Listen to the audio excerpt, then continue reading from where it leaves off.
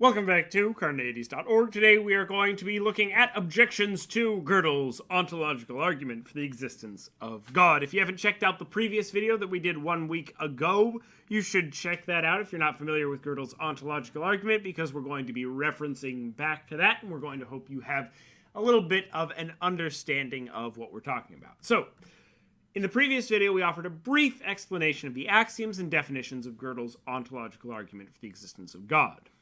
We did not delve into the underlying logic, but just explained some of the intuition behind the premises. In this video, we're going to offer some objections to these premises. Despite being more innovative and logically interesting than some other ontological arguments, Gödel's argument will end up falling prey to many of the same pitfalls, particularly one that we emphasized a lot in our Debunking the Modal Ontological Argument 6 Ways from Sunday series. So, if you're not satisfied with the objections here, check out that series because it has a lot of objections, and many of them are also going to apply to Gödel's argument. So, the first and most persuasive objection in my mind is that the idea of a positive property is never clearly defined. Alone, this is not problematic, but it will amount to a charge of equivocation in that positive properties, which we are thinking of when we think of godlike properties, will not fit the other axioms. Basically, by not clearly defining positive property, Gödel allows for his axioms to not line up with the same properties that most people who believe in God would actually attribute to God.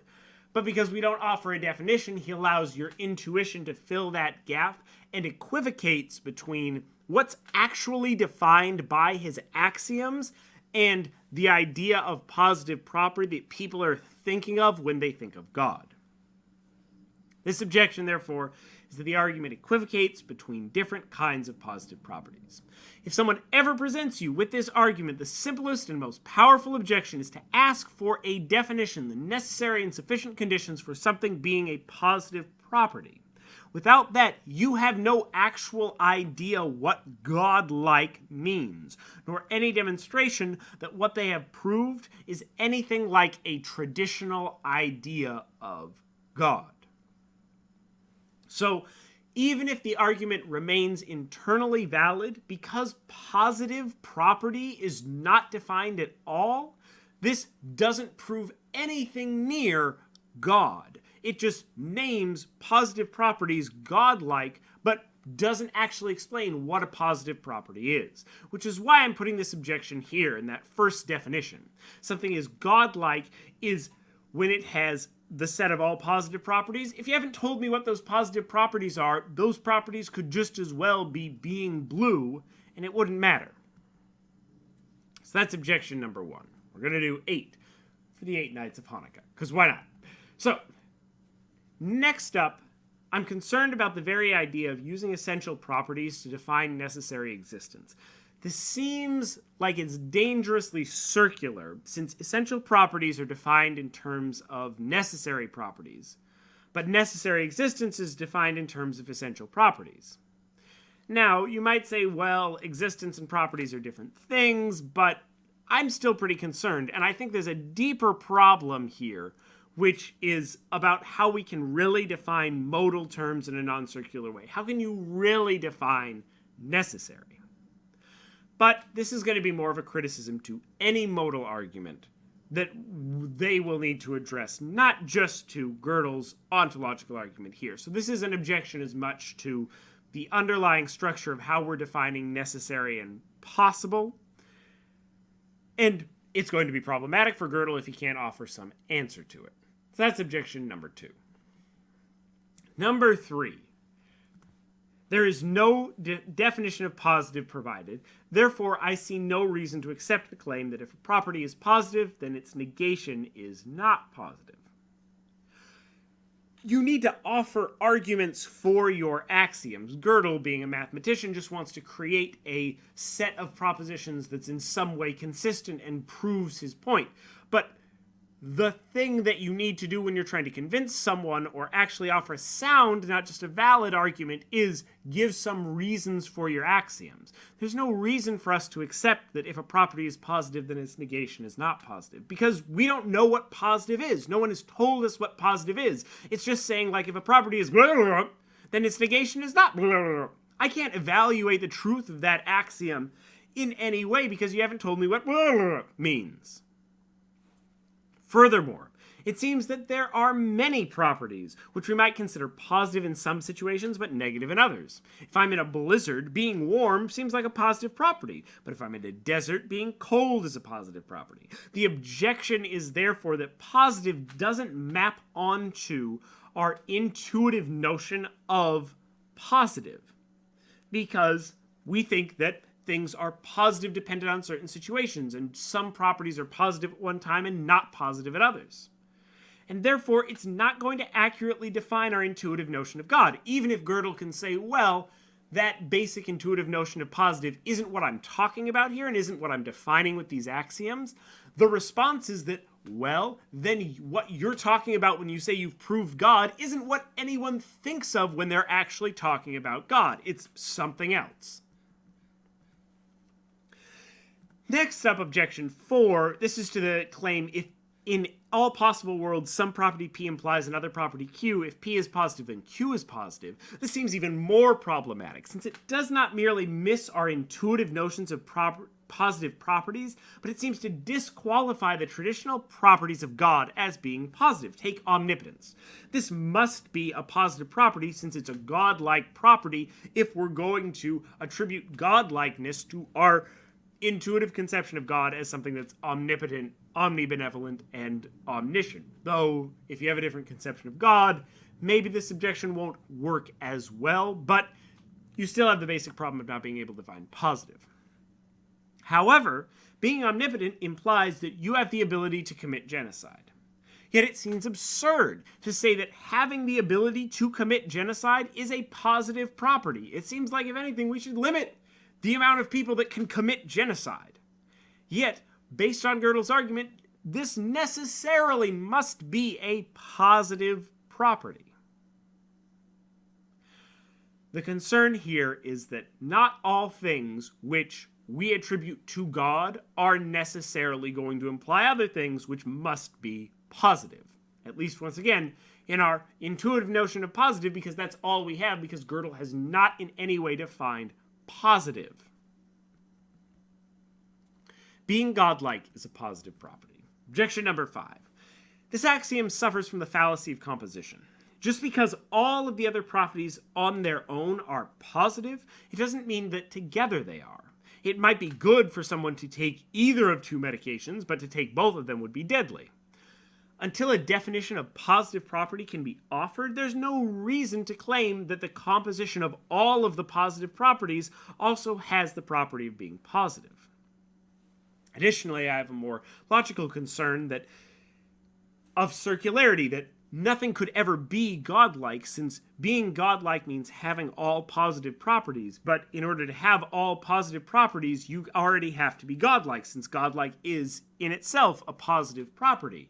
So there's no way to get to being godlike, because godlike itself is a positive property, and to be godlike you have to have all positive properties, but to have all positive properties you have to be godlike. Therefore, it's impossible to be godlike. This is concerning, as it seems to disprove the notion that something could possibly be godlike. If some property is positive, then it is positive in all possible worlds. Objection number 6. This seems very difficult to map onto any intuitive notion of God's properties. Morality, for example, is not necessarily the same in all possible worlds. It's not even the same across various cultures, let alone all of the possible worlds you could possibly imagine. And therefore, what is considered omnibenevolence in one world might be considered quite immoral in another world. This seems to be the case even in between cultures within this world, so it seems very likely that there could be many possible worlds with different ideas of morality. Therefore, the property of acting in a certain way might be positive in one world, but not in another. And so the property of being omnibenevolent in one world would actually, those properties of doing good and being charitable and all of those kind of things might be detrimental in another possible world where those things are actually wrong. So just because a property is positive in one world, it doesn't seem to follow that it's positive in all possible worlds. Or, if we were to accept this axiom, the simple statement is that this does not map onto our intuitive definition of positive. So when you say godlike, I don't know what you're talking about. Axiom 5. Existing in all possible worlds is positive. It seems like worlds full of suffering are possible worlds. If existing in a world with nothing but suffering qualifies as positive for Gödel, then this is in no way maps onto our notion of positive, and therefore the definition of godlike. In no way maps onto our notion of God. Basically, this is the argument that if you existed in a world which had suffering, nothing but suffering, it would be worse for you.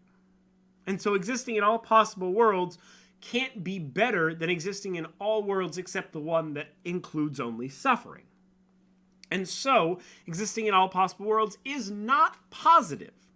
And if it's not positive, this axiom is wrong. But if Gödel wants to continue to insist on this, then the notion of positive that we're talking about does not in any way map onto something that we would expect to mean positive. What's the problem with that? Well, we're defining godlike in terms of positive. And so what Gödel proves in terms of something being godlike in no way maps onto what people understand to be God. It maps onto something completely different. We don't even know what that is, in large part because Gödel fails to define positive in any meaningful way.